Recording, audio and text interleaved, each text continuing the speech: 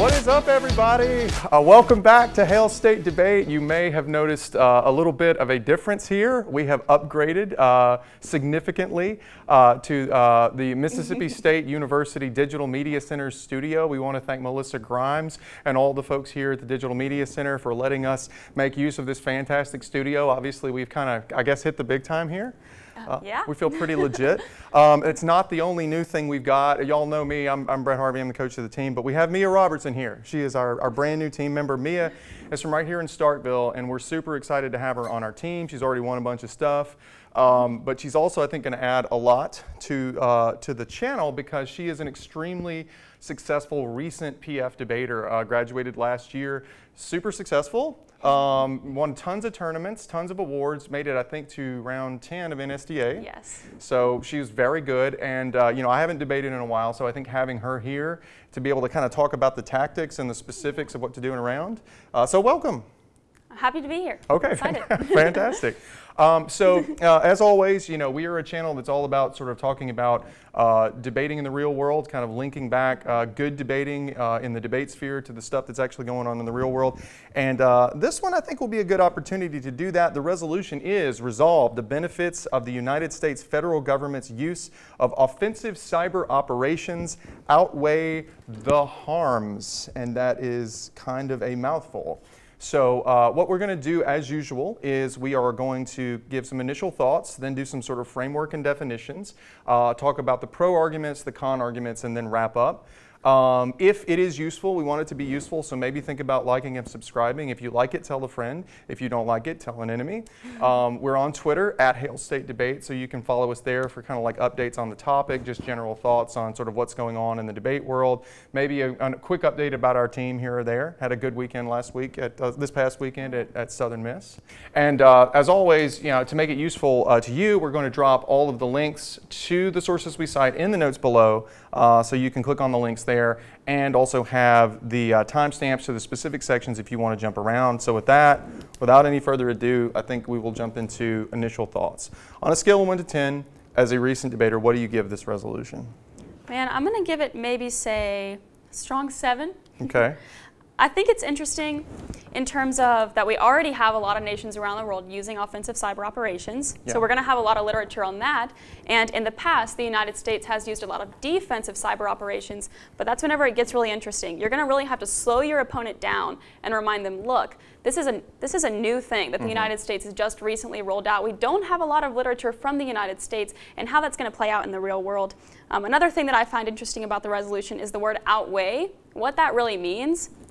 Just the implications of that in the real world. Your pro's really going to have to clear up what does that term mean and slow it down and make it very clear to your judge. Yeah, we're definitely going to talk about outweigh in a second. Like, outweigh as compared to what? Outweigh as compared to a world where there's like no cyber attacks. Well, that's not very realistic. Yeah. Or outweigh as to what alternative. I think that's really true. I also think it's very important to emphasize how new this issue is. I do believe that this is a topic, because of the newness of it, on which you're going to have to really slow down and be able to explain to your judge and tell a story.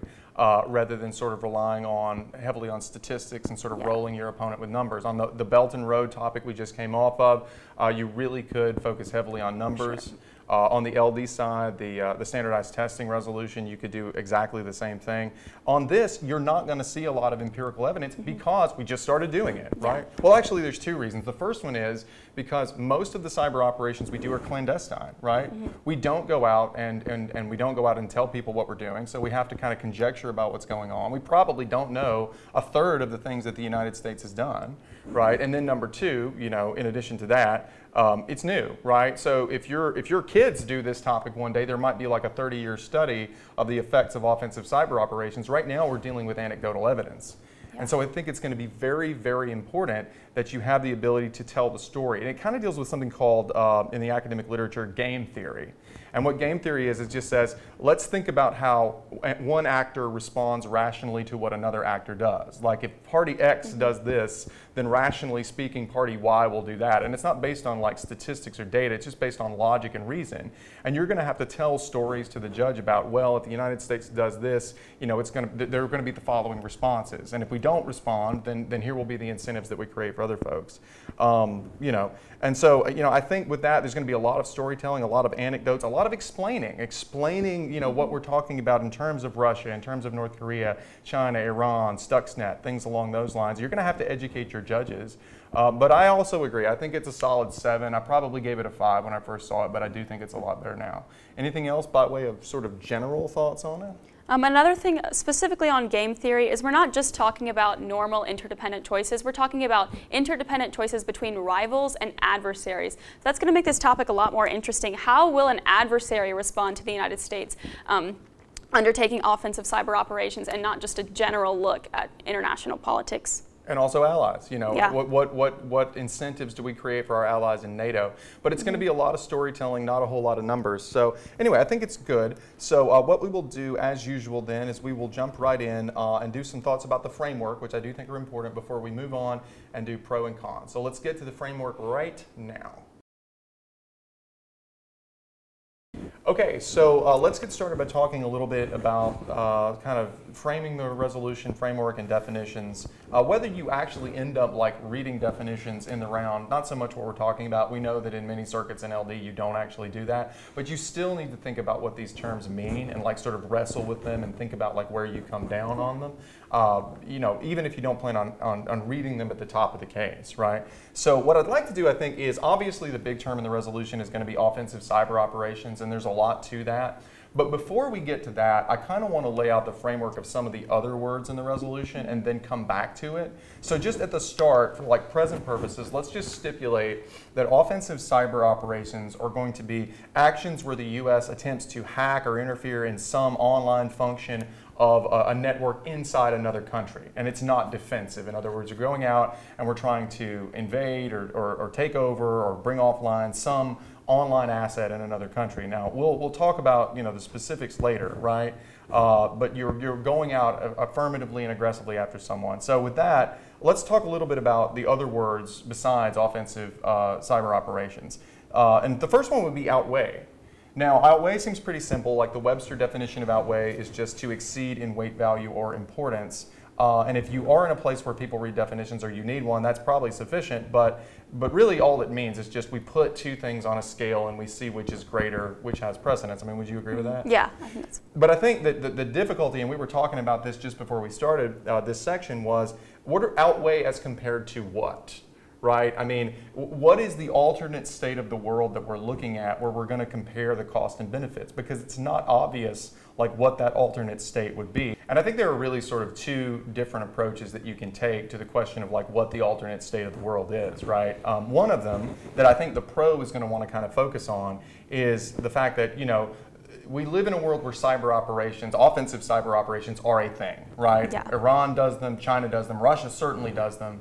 Many non-state actors do them. They already exist, right? So the cost-benefit analysis is in relation to a world like in the status quo, or at least the recent status quo before the present, where other countries and bad actors were doing it, but the United States was not, right? So we're going to compare our costs and benefits to a world as the pro, right? Where it happens, it's a thing, and we just have not jumped in the pool. So we're going to compare not jumping in the pool to a world in which we do begin engaging in these things. And the alternative for the con is going to be, you know, very different. It's going to be a world in which we sort of debate about the intrinsic goodness or badness of offensive cyber operations, right? Yeah, I think kind of two things on the con.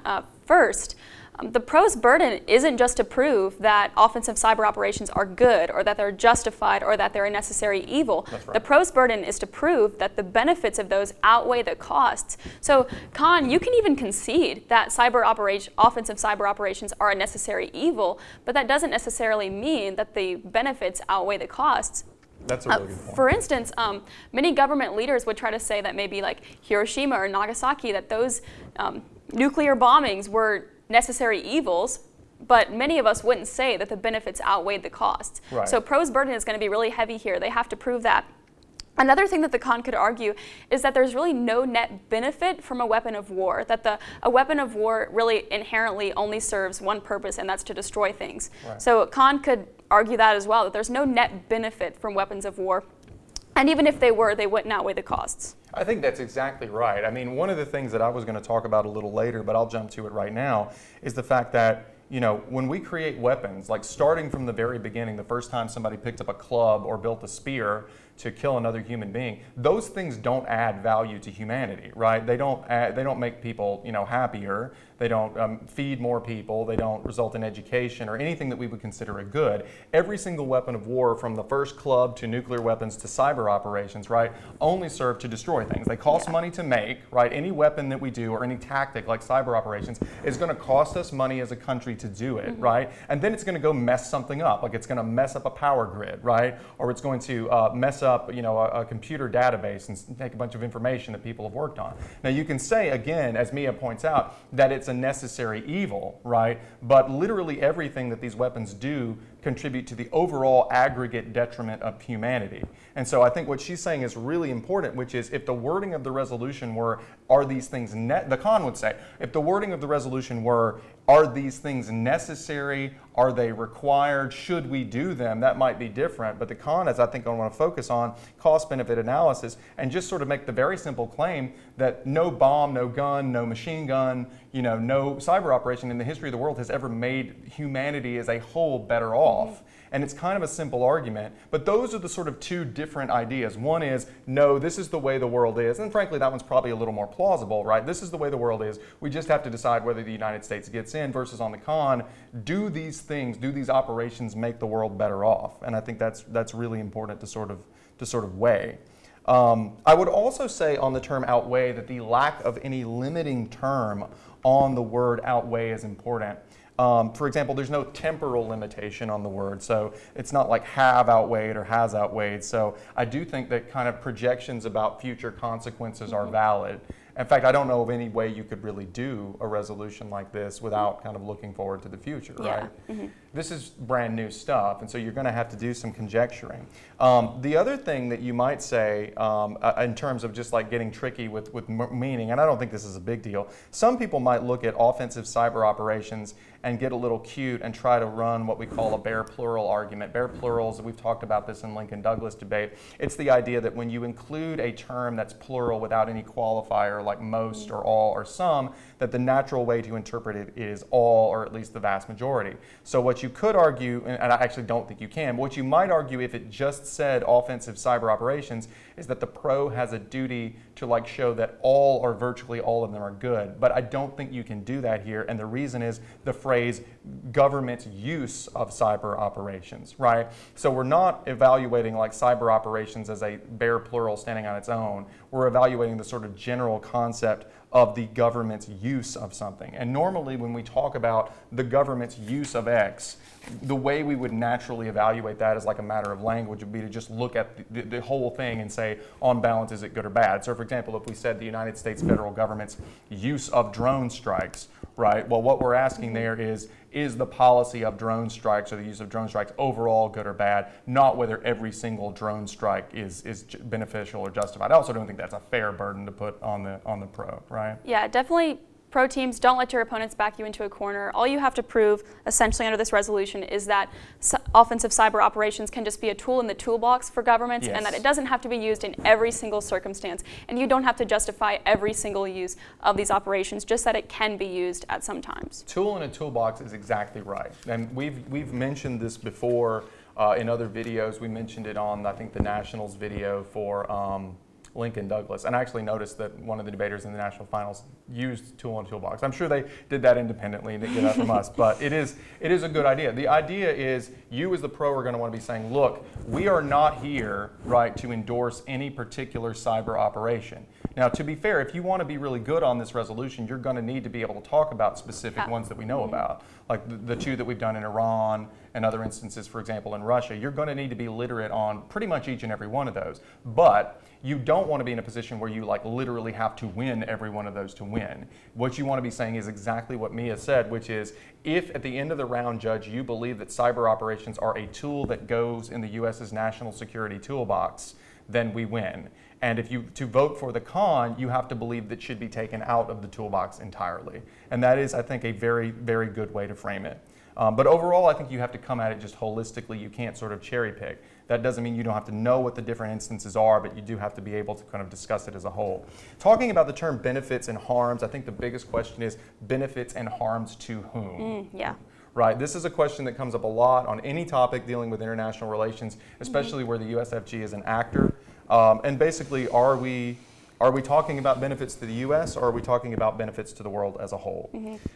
So, for example, if we do say it's benefits to the U.S. only, then the resolution is probably going to favor the pro, right? Because it's going to take on a definite pro bias. Because look, any action that the United States undertakes to stop attacks on our country, even if it is offensive, right? Even if we're going out and going after, for example, Russian hackers, the idea is to degrade their overall ability and willingness to attack the United States. So it's not a slam dunk for the pro, right? It's not automatic. You can certainly backfire. There can be backlash and things like that. But overall, that's going to favor the pro. The argument for doing a U.S.-only approach would be to say the actor is the United States federal government. The United States federal government's only legitimate purpose is to maximize the benefits for the people of the United States. So. And a lot of PF debaters will argue that. I've seen that tons of times in my experience, that governments should only do what's best for their own country, and that if there are net benefits to their country, then it outweighs any other harm to the rest of the world. Yeah, there is a stock response to that, and we've talked about this in prior videos, which if your opponent comes in and says, oh, the actor is the USFG, therefore only the benefits of the United States can take precedent. The short answer is that's not the question that the resolution asks. The fact that nation states overwhelmingly do only look to their own benefits does not mean that that's what they should do, right? You can think of many situations in history where the benefits to a nation state were massively destructive to the rest of the world. Like, for example, you could have argued, if you didn't know the end result, that Germany invading Poland would be good for Germany. Right? That doesn't mean that the overall benefits are good or that it's moral. The fact that this is what countries do as a matter of practical reality does not mean that that is always the right thing for them to do. As a matter of fact, very frequently as a country, I mean, we have international aid to countries that could not possibly, return the favor to us. We give aid to tiny countries that really don't have much to offer us in return, and the idea is because it's moral to do that, right? Yeah, con team, so definitely just push back on that. If your opponents try to use this theory, just push back that a lot of times the federal government doesn't act in just the interest of its own people, right. That even the federal government itself may not agree with that definition of its role. Yeah, exactly. I mean, why would we have the USAID, the U.S. Office of International Aid? I mean, maybe for major allies that we have geostrategic back and forth with, but not for small countries. The other alternative, of course, is that we are talking about benefits to the world as a whole, and I think this is what the con is going to want to use. This kind of dovetails nicely with your idea of saying, weapons are just generally bad, right? So, the weapons might, to whatever extent a weapon or an offensive practice in war benefits country A, it only benefits country A because it harms country B or actor B or whoever the opponent is, right? And so I think that the basic argument there is that we should start with a presumption that all human beings have equal worth and equal value, and that we should look to the overall benefit to humanity as a whole, right? And you could also argue this is just more fair, right? I think in a lot of ways, when we sort of frame the debate, it is kind of like the idea of sort of this mutually assured destruction. I mean, it seems like it's a brand new topic, and it is. I mean, as we said, this is a new subject. It's something that the United States has only really said it's going to do since the 2008 DoD declaration of our offensive cyber strategy. But the reality is that we've been doing this game since the beginning of time. I mean, again, the first time a human being, picked up a club or formed a sword, right, that club or sword could only make humanity worse off. But the idea the pro is going to say is, but wait a minute, if your enemy has a club or a sword or a spear, then you better darn sure go out and get yourself a sword or a spear, because if you don't, they're going to have the incentive to come and take your stuff and kill you. But if everybody is more or less equally armed, there's going to be deterrence. And this idea is clear in the world of nuclear deterrence. It's called mutually assured destruction, which goes by the appropriate acronym of MAD, right? And the idea is that nobody thinks, and this is the pro's point, nobody thinks that nuclear weapons make the world a better place, but they exist. And if other countries and bad actors like North Korea, some would argue, Russia, well, many would argue Russia, some would argue China, if they're going to have nuclear weapons, then it's imperative for the quote-unquote good guys, right? And that's a debatable point we'll talk about later, right? But the good guys to have them as well, because a world where the sides are balanced is a less violent world, right? We haven't had a major war between world powers since World War II, because many people argue, like Kenneth Waltz and people like that argue, because nuclear weapons make it cost prohibitive. If only one side had nuclear weapons, it would be bad. If both sides have them, you have deterrence. Right? Yeah, and I think one turn of phrase the pro might like to use in round that your judge might like is that the genie is already out of the bottle, that many other countries, our adversaries especially, already use offensive cyber operations, and it doesn't look like in the future they'll be stopping anytime soon. So you might want to bring up that turn of phrase and some of the examples he just talked about. Yeah, genie out of the bottle, you know, this is the way the world is. Just, you're going to be coming back and hammering again and again and again. We are not here. Look, you can say, and I'm a big believer in being frank with your judge and saying, Judge, look, if we could wave our magic wand and there were no cyber operations at all, we would. If we could wave our magic wand and there were no nuclear weapons, we would. If we could wave our magic wand and there were just no weapons at all, right? That would be fantastic, but we can't. We live in the world we live in, right? And the only choice we have is, do we let the bad guys, I mean, you have to be careful with that phrasing, but do we let rogue states and bad actors like Iran and North Korea have a monopoly on it, or do we alternatively kind of arm ourselves? And in the end, I think that the best thing I can say is tool in a toolbox is a fantastic framing that you definitely want to look to. You know, because for a couple of reasons. Number one, because it's so new. And number two, there's actually some evidence that we'll drop in the links that, you know, even Congress, like, this stuff is so secretive, right, that even Congress that authorizes the budget for it may not have complete information on like what we're actually doing when it comes to offensive cyber operations. So it would be unrealistic for us, Judge, to have this round attempt to focus on specific cases when even like the United States Congress is saying we don't have information about what's going on here, right? Okay, so really quickly, having talked about sort of the general stuff, let me talk a little bit about offensive cyber operations and what those are. So, you know, a good sort of working definition that I found, there's a bunch of them, first of all. There's a lot of literature on this, which is good. And a lot of it is not like locked behind paywalls. It's out there. You can find it on Google. So it's going to be one for people who want to research hard. It's going to be beneficial. But offensive cyber operations, there's an article from Edwin Jabate, I think that's how you say his name, writing for Just Security in July 2019. And it talks about, the term they use is offensive cyberspace operations, and I think that's close enough, right?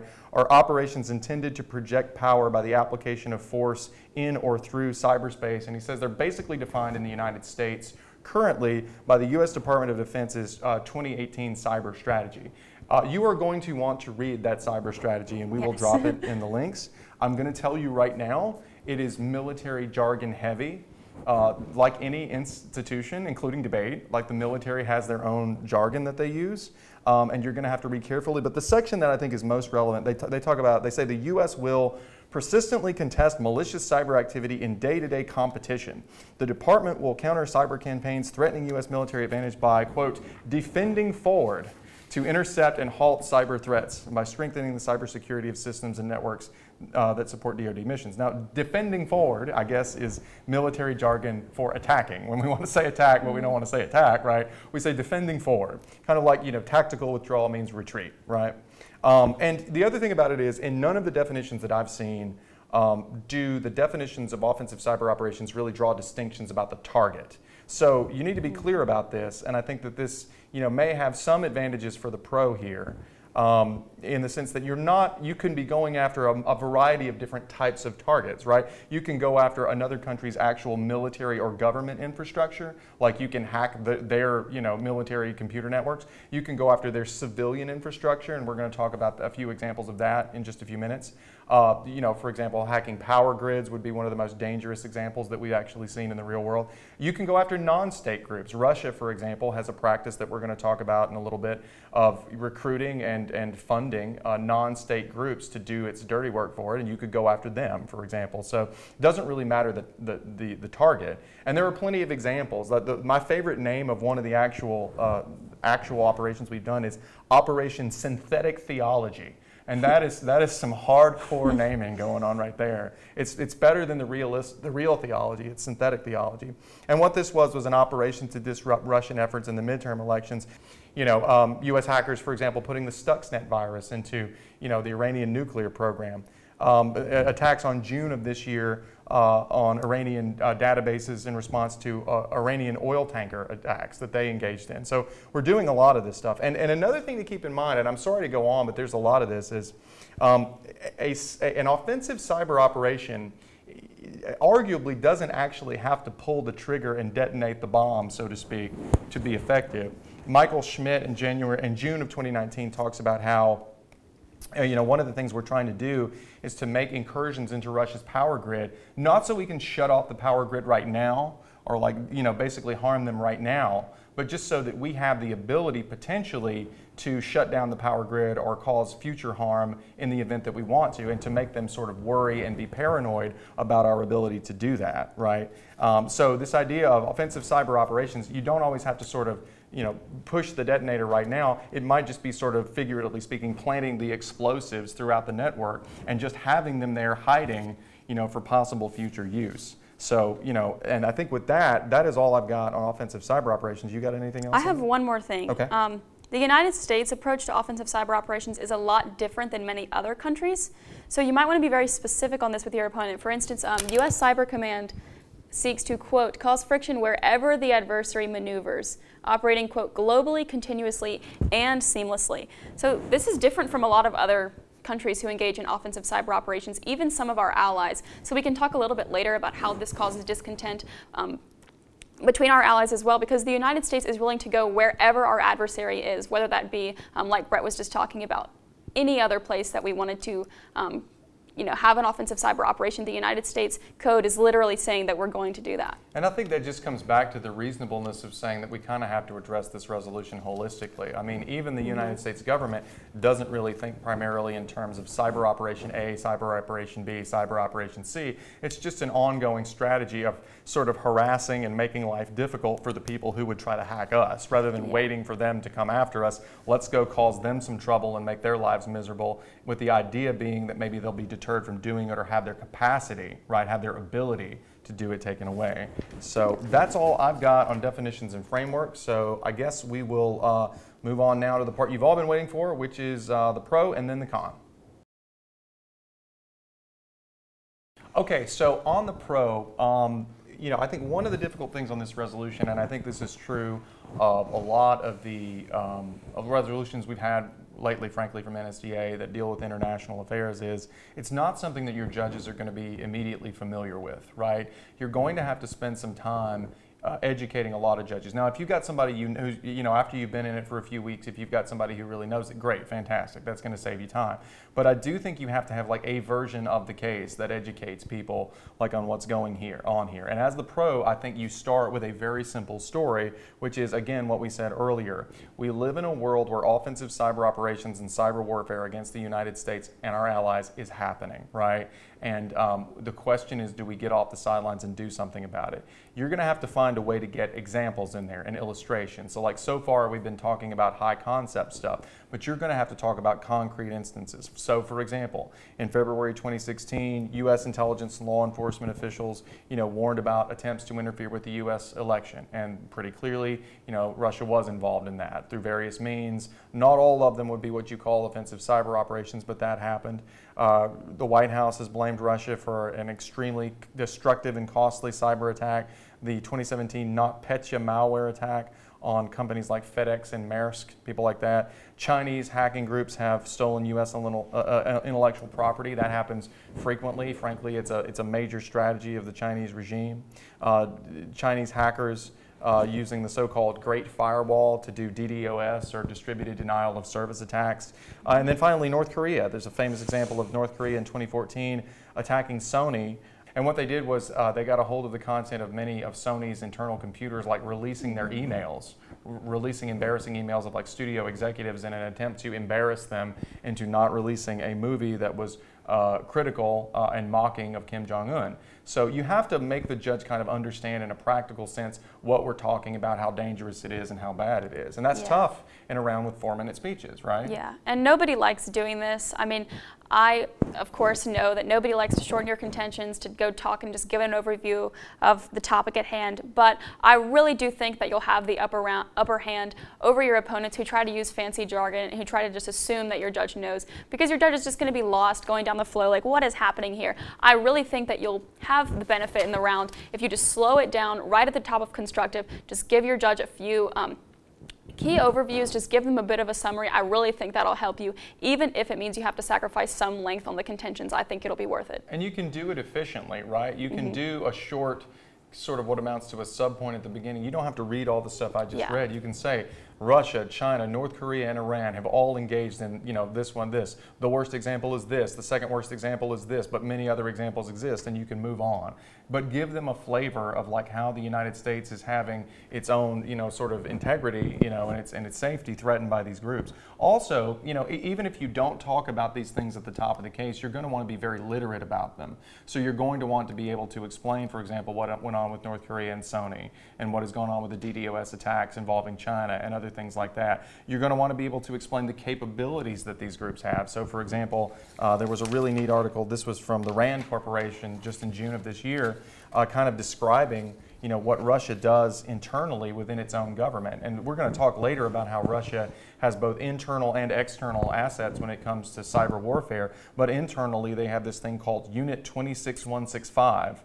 And this is a specialized group of hackers within the Russian government, and they're dedicated to actively targeting military, political, governmental, and non-governmental organizations with what's called spear phishing emails.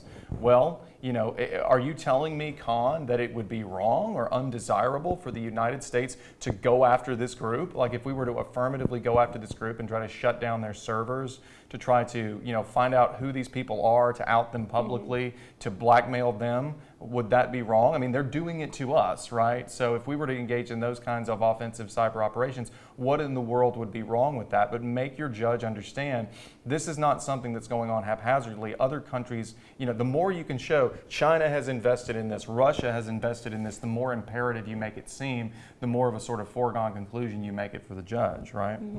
The basic story, I think you want to be telling again, though, is that cyber attacks by nation states are happening whether we like it or not, and the basic choice we have is do we sit on the sidelines and let rogue states and bad actors have a monopoly, or do we get in the game and develop further our own offensive capabilities like we said we were going to do in the DoD strategy from 2018, right? And what you say is, look, is it possible, and this is the sort of overarching thing that the pro can say, kind of I think in response to a lot of stuff, which is it possible that a U.S. strategy could backfire? Yeah, of course it is. Is it possible we could have bad results? Yes.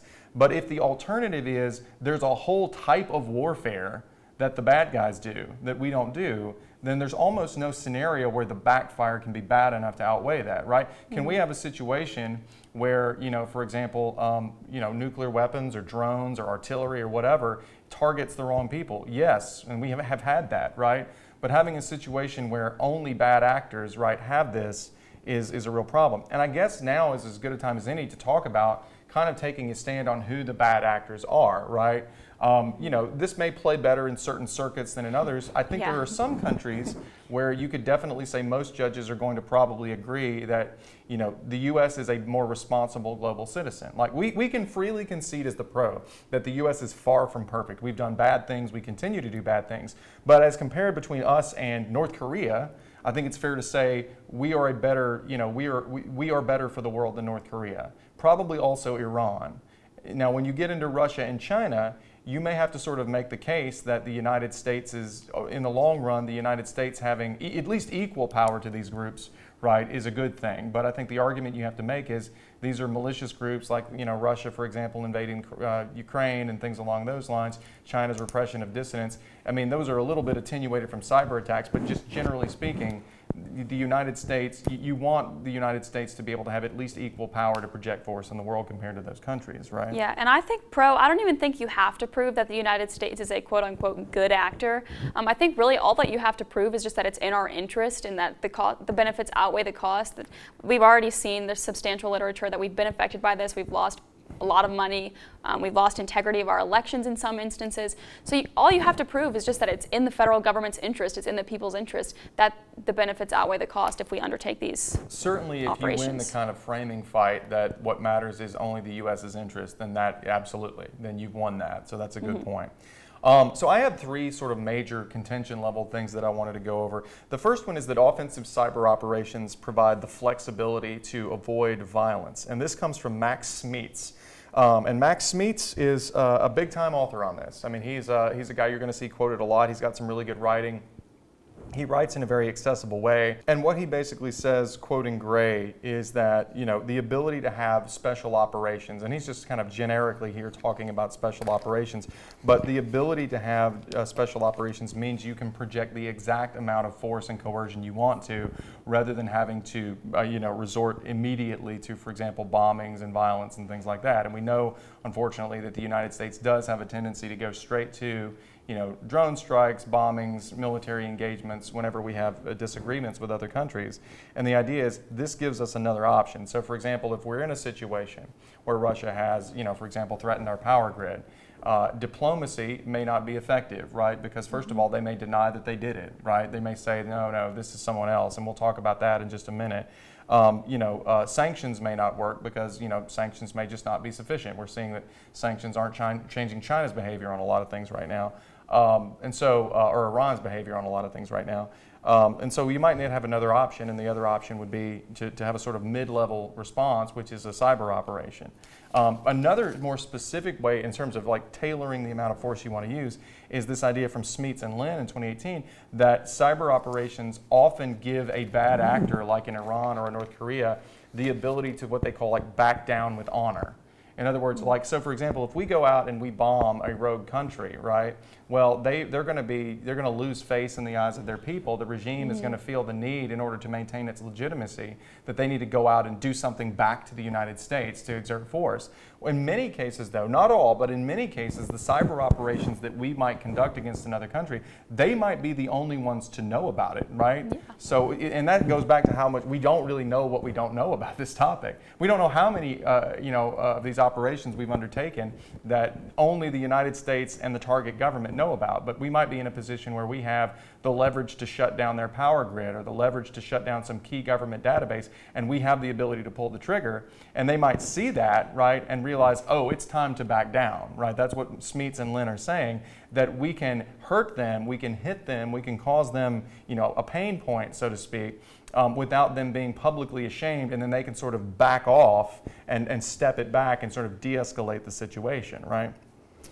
In terms of evidence for like why we might be de-escalating away from violence, Thomas Rid in 2013 in his book Cyberwar and Peace, or the article Cyberwar and Peace, he just says cyber attacks diminish rather than accentuate political violence by making it easier for states, groups, and individuals to engage in two kinds of aggression that don't rise to the level of war: sabotage and espionage. In other words, we don't want it to be a binary choice between do nothing or go to war. You know, sabotaging a power grid, sabotaging a database lets us do something meaningful, right? Mm-hmm. He also points out that besides Stuxnet, which is in his view debatable, there's no proof that anyone has ever successfully launched a major attack that caused physical injuries. Like Stuxnet allegedly disrupted a power plant and sparked an explosion, and I don't know that it killed anybody, but lethal cyber attacks, while possible, remain the stuff of fiction. No one has ever killed or injured a single human being, right? So this idea of violence being avoided is, I think, one of the simplest appeals that you might have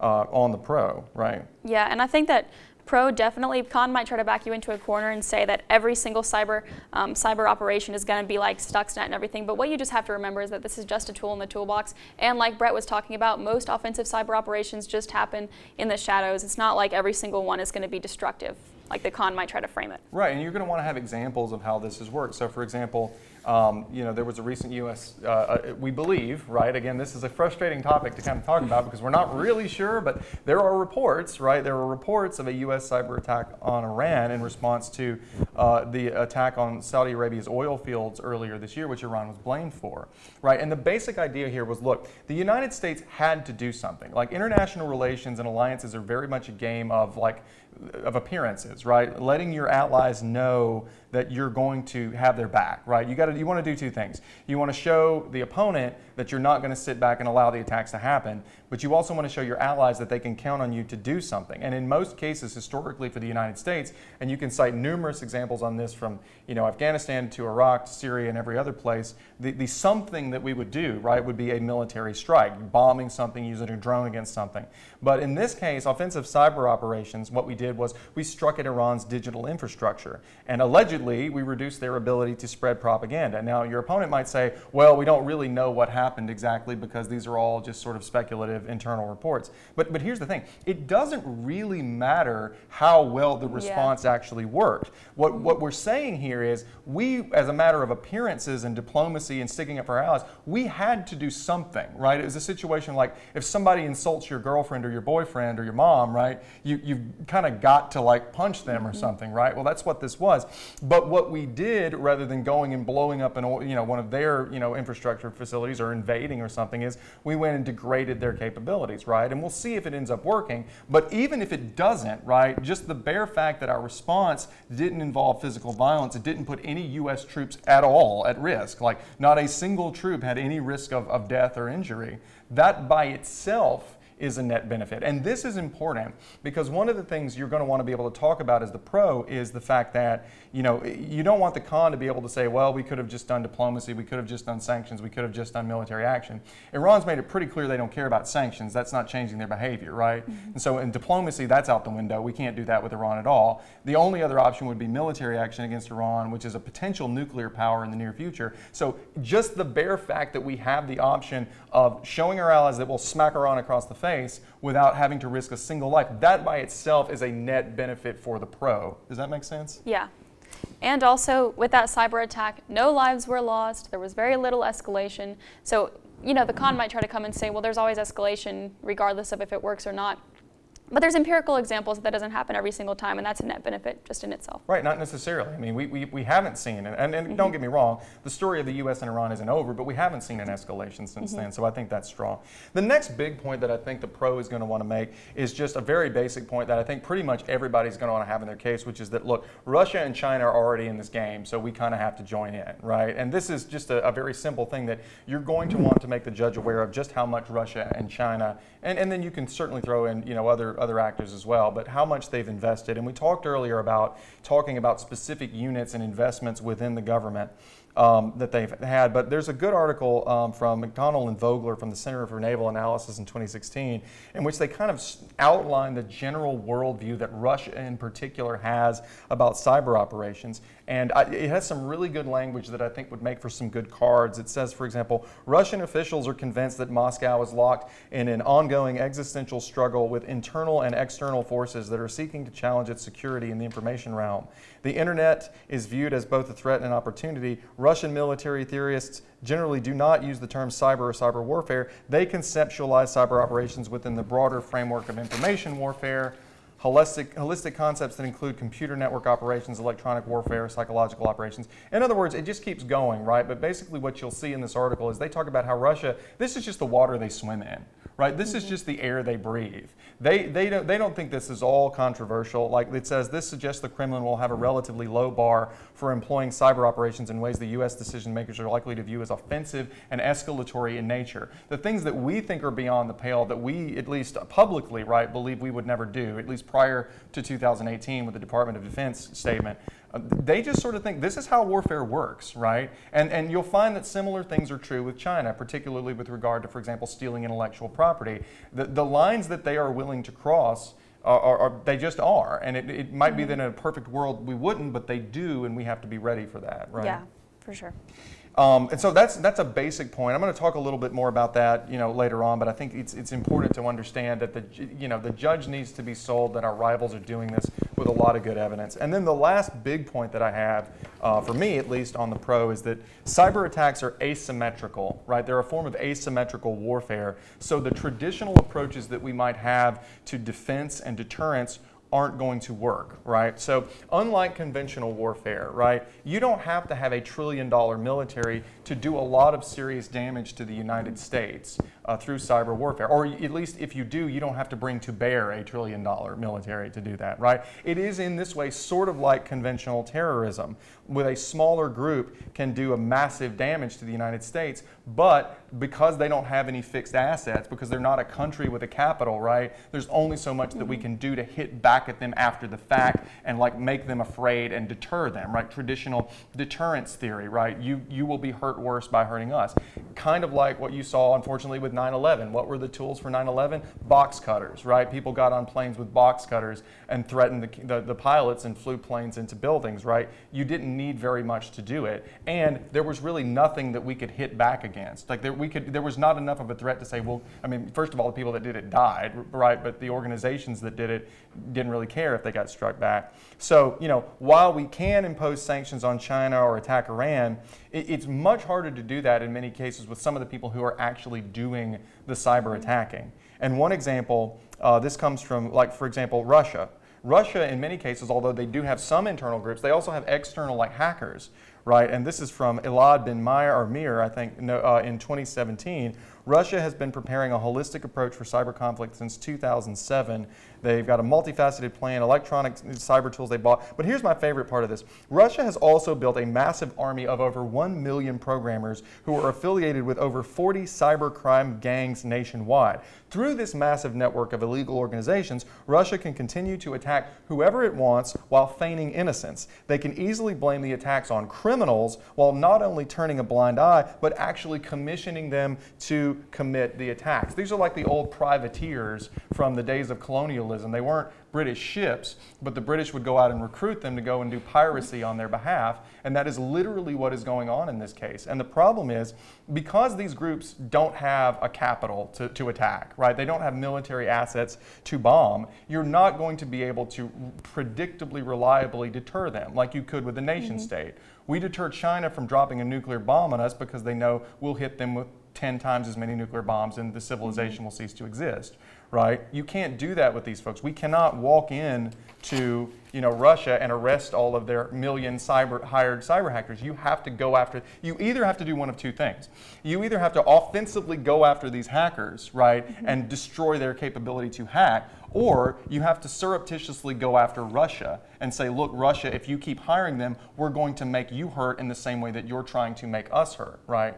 And you say, well, Brett, well, why couldn't you just use diplomacy? Like we said earlier, Russia is officially denying that it did this, so it becomes difficult to use diplomatic channels, and we're certainly not going to mount a world war with Russia. So our other option is let's try to make them hurt in the same way they make us hurt, because they're not going to be deterred, right?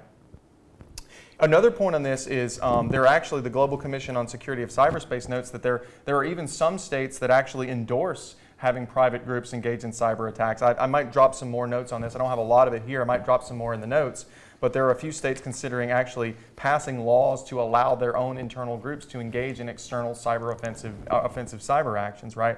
And the basic argument on the failure of deterrence, you know, there's this article from Elizabeth Siegel in the Yale Review of International Studies in 2017, where they basically say, you know,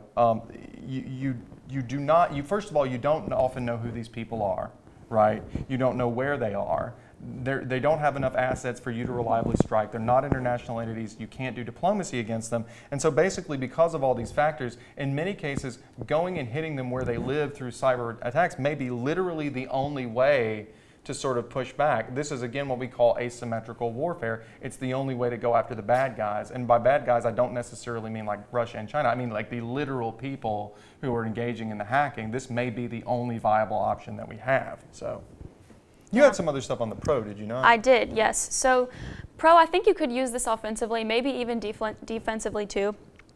So former National Security Advisor John Bolton, he revealed in 2018 that the United States would be rolling out with a new priority on our economic interests when we look at offensive cyber operations. And specifically, he was talking about that we would prioritize retaliating whenever countries like China steal our intellectual property. And the FBI released a two-pronged approach to this. They said that the first thing we would do is prosecute offenders in our own courts. And then second, this is the big point, that we would work with third-party actors in the United States, like third-party businesses, people with expertise and information, who would be willing to fund offensive cyber operations, like help us in those efforts, against China in stealing intellectual property. And the reason why is because these businesses have a lot of interest in funding this, specifically because they've already lost billions of dollars because of China stealing our intellectual property, individual businesses. It's not just businesses, by the way. U.S. universities are also addressing this problem as well. It's a serious problem in a lot of different sectors. Yeah, and Stanford reports in 2018 that we've already lost $225 to $600 billion every single year just because of intellectual property theft. So obviously this is a huge interest of just not the United States federal government, but also individual businesses, and like Brett points out, individual universities too.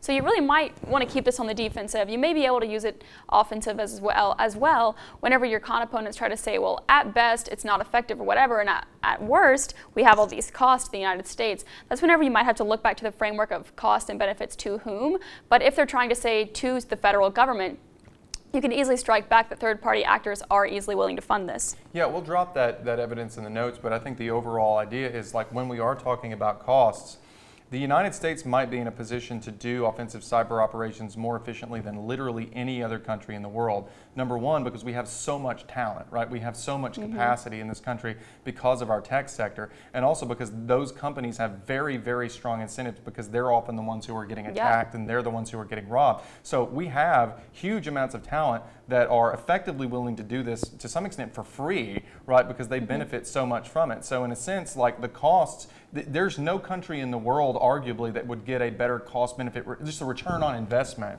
right, than what we as the United States would get, just because we have so much private talent out there that would be, it has indicated that they are in fact willing, and in some cases already are, assisting in this process. Yeah, and another thing that your con opponents might try to say is that this is bad for the United States with our allies, that you know, it looks like we're trying to violate their sovereignty and come into their systems and try to hack into theirs just because our adversaries are hacking into their systems, which we've seen maybe in Germany, and the con teams might try to bring this up. But all you have to say is, look, no, it's not. Our allies are following our lead. I think the Cato Institute reported that Canada has already followed our lead. They've released a new approach that they wanted to take on offensive cyber operations following our lead. So all you have to say is, I mean, they're not generally mad at us. They're following our lead. I think France is too. Yeah. So yeah, I mean, it's kind of like the Justice League is sort of assembling to go out and fight, and they want Superman to get off the sideline, you know, so to speak. But yeah, I mean, I think that's a great point. You probably are going to see some international relations arguments, as we'll see in a second. But I do think you've got a strong argument against that. So with that, that's all I've got on the pro. You ready to move on to the con? Yeah, good. Okay, we'll do the con in just a second. All right, we're going to go ahead and take a look at some con arguments. Just an observation right off the top. I think con needs to be very clear. You can even do this in your first constructive, but also even in Crossfire. Just establish that anything about defensive cyber operations is con ground. So your opponent might try to be very muddy. You might even say, like on the issue about Russian hackers, that the United States responding with cyber attacks is actually on the defense and not on the offense. Your opponent as the pro would love nothing more than to have the judge believe that, like, literally anything we do to defend ourselves, right, is their ground, but that's not true. Yeah, right? There's substantial literature from scholars saying that even if the United States responded immediately after an attack from another country, that it would still be on the defense. So make your opponent be very clear about this. They have to argue for strictly on the offense, and anything else is con ground. Right. But it's not just a block; it's a turn. Yeah. Right. And then also make the pro be very specific in their evidence. You know, there is a lot of literature about this, but most of it just specifically says cyber operations. It doesn't say on the offense. And if you look closer at their evidence, a lot of it is going to be just talking about defensive cyber operations, especially in the context of the United States, because we did just recently start using offensive cyber operations. Most of the literature is going to be on the defense. So make your opponent be very specific, and that evidence doesn't just have to be dropped from the round. Like Brett said, you can turn it in your favor and say, look, all of the benefits they're talking about come with our World 2, but without any of the costs. Yes, exactly. That is exactly right. So, you know, the Department of Defense, I mean, I'm not saying that 2018 is the very first time we've ever done anything that would ever be considered an offensive cyber operation, but it's the first time the United States had any clear national sort of philosophy, you know, or strategic plan for it. So you're going to want to say, if they're reading stuff from 2014, 15, 16, right, and it doesn't specifically talk about, like where in that card, does it specifically say we're going after their infrastructure or whatever, right? And if they're a good team, they might do that. But if it's vague, then as Mia says, you don't just say, oh, it's not good enough. You say, wait a minute, you can turn that card, right? You can turn that evidence, because what it's describing is how, you know, defensive approaches and defensive cyber operations are good or desirable or sufficient, right? So it's not just a nullification, it goes in your favor. I would also say, you know, as she points out, it's very important to remember that there is a scholarly debate in the literature about where exactly defensive ends and offensive begins. For example, if you are going directly after the hackers in Russia who have hacked something, and you're just, you know, you're not stopping them, they've done it or they've tried to do it, but you go directly back after them and attempt to destroy their capacity, there are arguments in the literature about how that would be classified as defensive, and you can give an unprepared pro team fits, right? If you come in and basically, and even if you just turn it into a wash, right? Even if you don't win it, if on the flow the judge is like, I'm not really sure whether this is, you know, offensive or defensive, if you can just harass them enough about, I mean, not harass, we don't do that, right? But if you can make their life difficult enough on establishing that it is offensive, it can go a long way toward pulling their case down.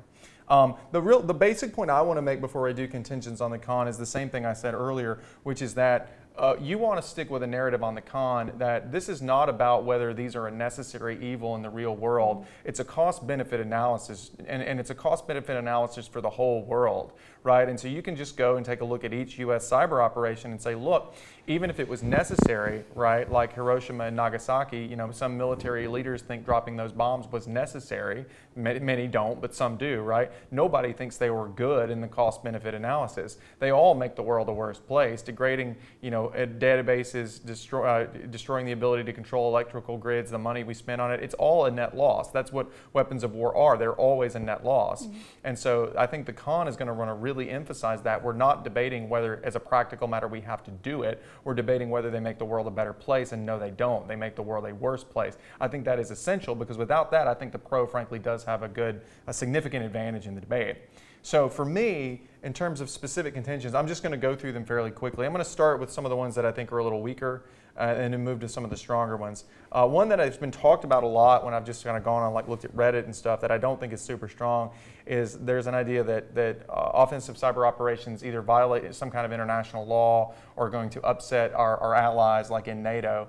I think Mia has already talked about how, frankly, our allies in NATO are already starting to get on this ship with us. That NATO itself, as we'll show you some links on that, NATO itself is talking about building up a strategic cyber command, like by 2023. So I don't think that's very strong. I would also say, it's just a general matter, when we talk about international law, just remember, international law, we talked about this last year in our Law of the Sea video, is incredibly malleable and flexible. So when we say something is international law, what we're really just saying is it kind of reflects the overall general consensus of countries about what they should do to each other. There's no international policeman that comes along, right? So any international law arguments, you're really going to have to be very clear about what the impact is, right? Because if you don't stop and say, here's what's going to happen, right, as a result of violating international law, really what you're left with is a situation where we've kind of mildly peeved some of our allies.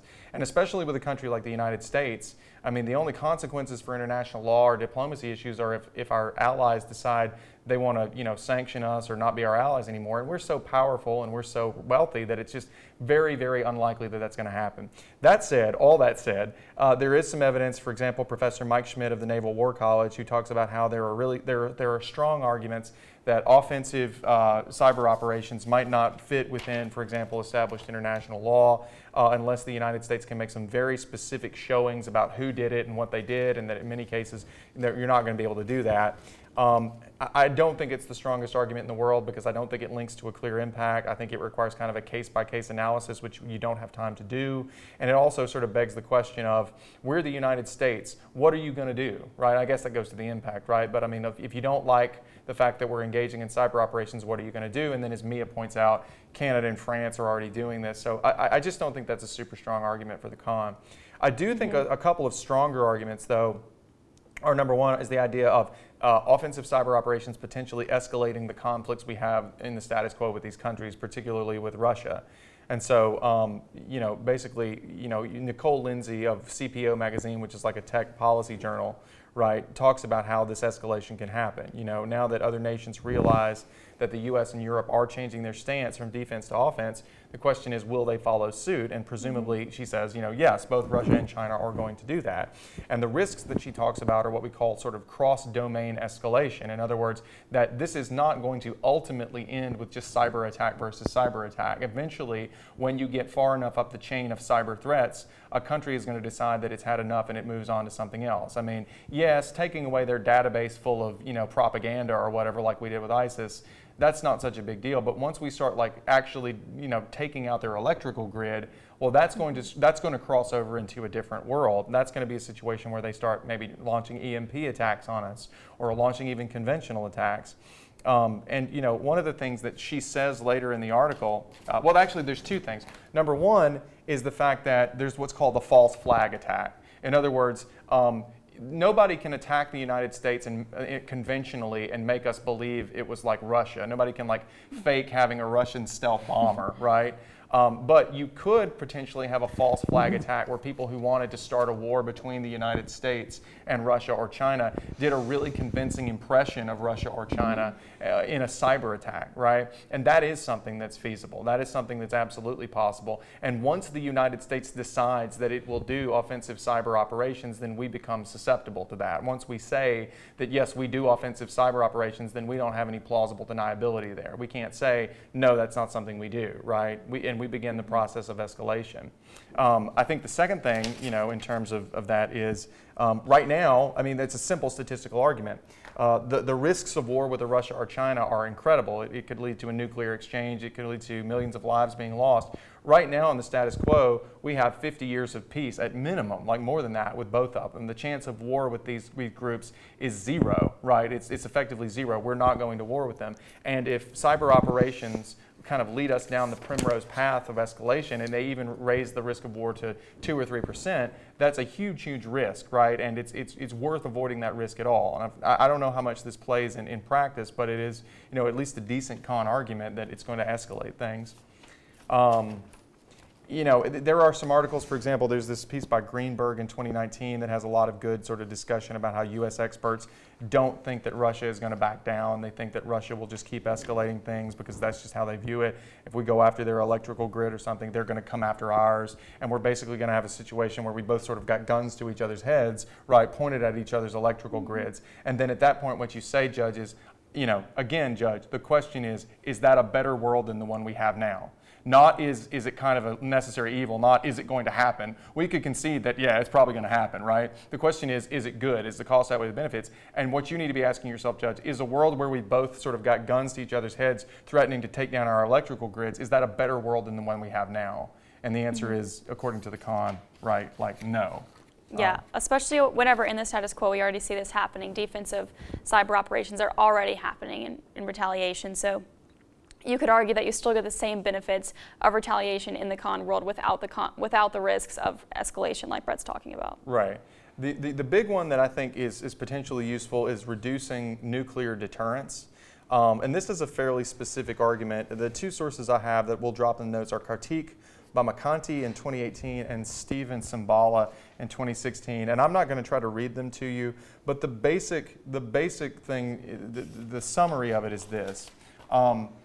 If you think back, for example, to the Cuban Missile Crisis, some of the most dangerous moments in the history of this planet have been situations where people on the two sides of the Atlantic, in Russia and the United States, got a little bit confused about whether one side was attacking the other, right?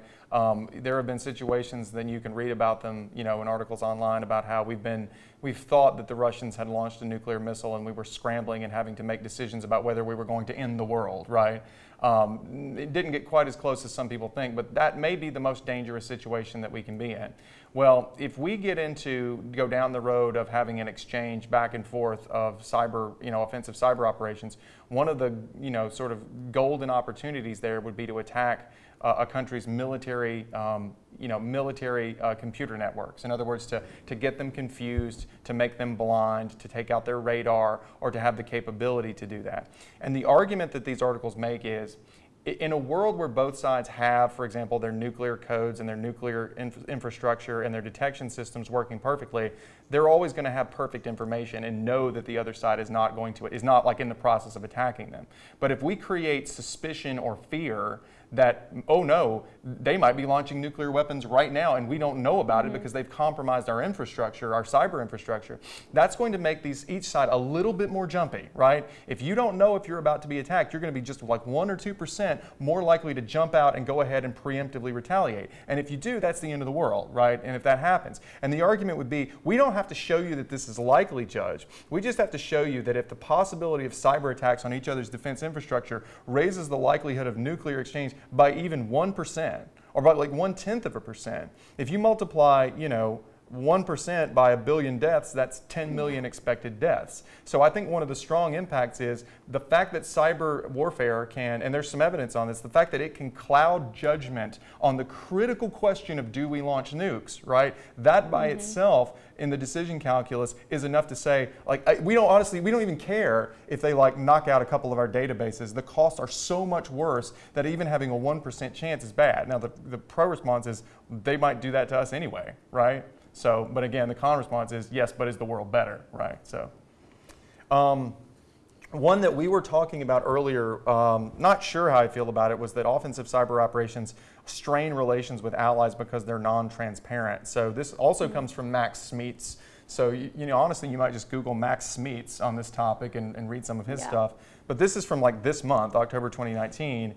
And he's talking about how like we really don't have a good framework establishing what is and isn't acceptable in the boundaries of cyber warfare. And so he talks about this example of how the United States wiped out an Islamic State server in Germany that was full of propaganda. So that's good, right? But we didn't tell Germany about it and they got mad, so that's bad, right? But then Germany and the US, it turns out, had this old 2008 agreement about cyber attacks, and this operation did not violate that agreement, which is, okay, that's good, right? But the memorandum was really vague and it hinged on all these technical distinctions about computer network attacks versus computer network defense. It really didn't tell us what was, so in other words, the bottom line is, as Smeets puts it, we do not have currently an agreement on what's acceptable and what's not acceptable. So if you really wanted to be kind of tricky as the con, you could say, in the status quo, we do not have what you might call like a law of war or a Geneva Convention for cyber operations. We have no really well-settled international law on what's okay and what's not okay.